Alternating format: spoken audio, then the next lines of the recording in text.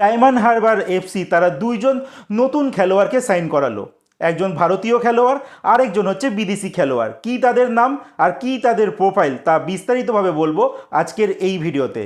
তাছাড়া থাকছে ভারতীয় ফুটবল দল, তারা এবার কাফা কাপে প্রতিনিধিত্ব করতে যাচ্ছে। কাদের সঙ্গে তারা খেলবে, কোন তারিখে তারা খেলবে, তাও ডিটেলসে জানাবো আজকের এই ভিডিওতে। তাছাড়া থাকছে ইস্টবেঙ্গল ফুটবল দল সিএফএল এর পরবর্তী ম্যাচে একাধিক ফুটবলারকে পাচ্ছে না। কাদেরকে পাচ্ছে না, কী কারণে পাচ্ছে না, তাও বলবো ডিটেলসে আজকের এই ভিডিওতে। তার আগে প্রতিদিনের মতো বলবো, খেলার আপডেট খবর পাওয়ার জন্য আমাদের চ্যানেলটিকে সাবস্ক্রাইব করতে একদম ভুলো না। তো চলো শুরু করা যাক আজকের প্রথম খবর। আজকের প্রথম খবরটি শুরু করছি ডায়মন্ড হারবার এফসিকে নিয়ে, যারা এই বছর আই লিগ খেলবে আর যার জন্য তারা দলটাকে খুব সুন্দরভাবে সাজাচ্ছে, চেষ্টা করছে আই লিগটা চ্যাম্পিয়ন হওয়ার। আর যদি তারা চ্যাম্পিয়ন হতে পারে তাহলে কিন্তু পরের বছর তাদের কাছে আইএসএল খেলার কিন্তু একটা সুযোগ এসে যাবে। তো যাই হোক, তারা আজকে 5 নম্বর বিদেশি খেলোয়াড় সাইন করালো, যার নাম সানডে কোলাওয়ালে, একজন নাইজেরিয়ান ডিফেন্সিভ মিডফিল্ডার, 26 বছর বয়স। লাস্ট তিনি খেলেছেন প্যারেক এফসি, মালয়েশিয়ান একটি ক্লাব। এছাড়া তিনি ইউরোপের অনেক ক্লাবে কিন্তু খেলেছেন। তো যাই হোক, 26 বছর বয়স অনেকটাই কম, একজন ডিফেন্সিভ মিডফিল্ডারকে কিন্তু সাইন করে নিয়েছে এই ডায়মন্ড হারবার এফসি। তার সঙ্গে একজন ভারতীয় খেলোয়াড়কেও কিন্তু সাইন করেছে।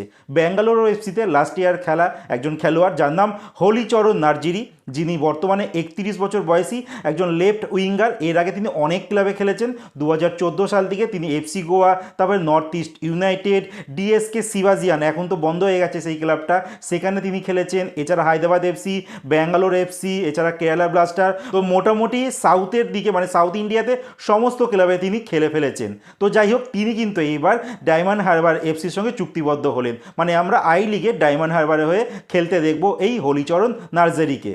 এর পরের যে আপডেটটি দেবো ইন্ডিয়ান ন্যাশনাল ফুটবল টিমের কথা, যারা এই মুহূর্তে যা আপডেট বেরিয়ে আসছে কাপা কাপে খেলতে চলেছে। এর আগে অবধি এখানে ভারত কিন্তু খেলার কথা ছিল না, মালয়েশিয়া খেলার কথা ছিল, কিন্তু মালয়েশিয়া তারা নাম উইথড্র করে নেয়, যার জন্য ভারতের কাছে সেই সুযোগটা চলে আসে এই কাপা কাপে প্রতিনিধিত্ব করার। তো যাই হোক, ভারতীয় দল কাদের সঙ্গে খেলবে, তো ভারতীয় দল খেলবে তাজিকিস্তানের সঙ্গে, যেই ম্যাচটি হবে 29শে আগস্ট। তারপর 1 তারিখে আছে ইরানের সঙ্গে খেলা, তারপর 4 তারিখে আছে আফগানিস্তানের সঙ্গে খেলা। আর এই 3টে ম্যাচে যে গ্রুপ চ্যাম্পিয়ন হবে, মানে দুটো গ্রুপে ভাগ করে দেওয়া হয়েছে, যে দলগুলো গ্রুপ চ্যাম্পিয়ন হবে তারা ডাইরেক্ট ফাইনালে চলে যাবে, আর যারা সেকেন্ড পজিশনে শেষ করবে, দুটো গ্রুপে সেকেন্ড পজিশনের দল তারা থার্ড প্লেস ম্যাচ খেলবে। তো ভারতের কাছে একটা সুযোগ রয়েছে ভালো ভালো দলের সঙ্গে কিন্তু খেলা। দেখা যাক ভারতীয় ফুটবল দল কি রেজাল্ট করে। বাট এই মুহূর্তে কিন্তু ভারতীয় ফুটবল দলের কোনো হেড কোচ নেই, আশা করছি কিছুদিনের মধ্যেই সেটা সিলেক্টেড হয়ে যাবে। তারপর কিন্তু 29শে আগস্ট থেকে আমরা আবারও জাতীয় দলের খেলা দেখতে পারবো। তো অনেক তো আশা করে বসে থাকি, বাট এই মুহূর্তে জাতীয় দলের যা অবস্থা, খুব একটা বেশি আশা না করাই ভালো। যাই হোক, এবার ইস্ট বেঙ্গলের কথা বলবো।